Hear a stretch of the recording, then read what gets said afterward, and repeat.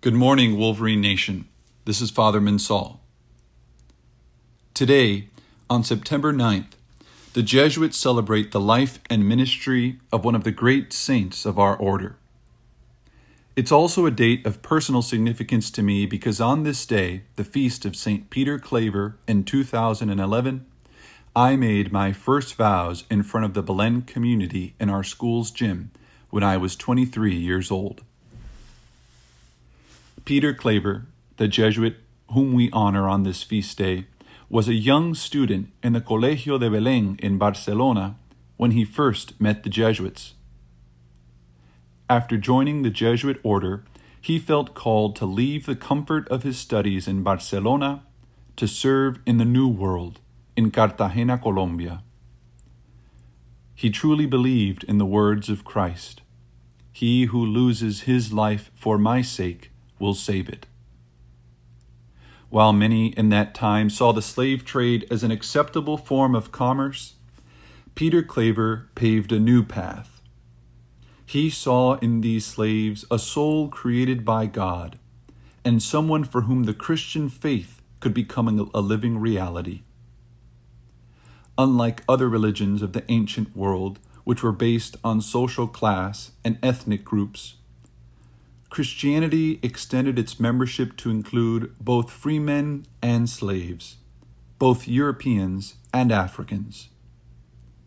While the world saw people as the product of commercial exchange, the Christian, exemplified in the life of St. Peter Claver, taught us the slave is a child of God and therefore the object of God's divine love. Peter Claver regarded himself as the slave of slaves, because when slave ships arrived from Africa carrying their cargo, he tended to them as a slave tends to their masters. When they arrived undernourished, he fed them. When they arrived sick, he healed them. When they arrived, having almost miraculously survived the months-long journey across the Atlantic, Peter Claver greeted them like no other European had treated them, with dignity.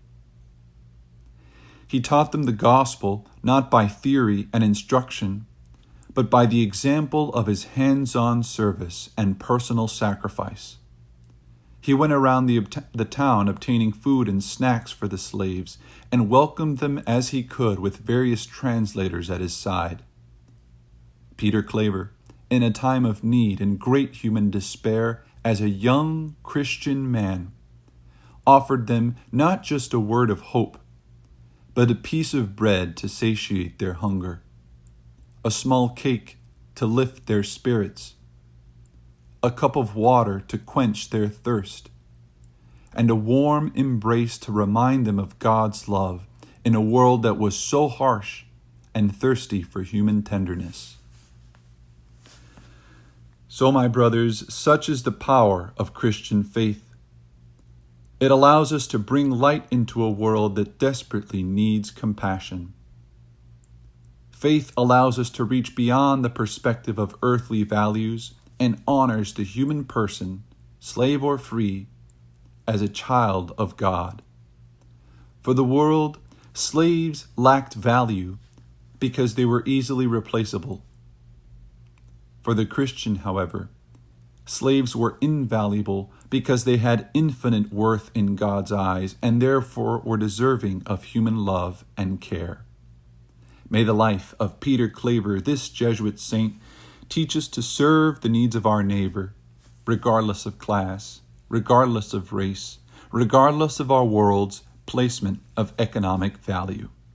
And may the life of St. Peter Claver remind us to see in every person we meet someone who is invaluable, unrepeatable, and infinitely worthy of God's love.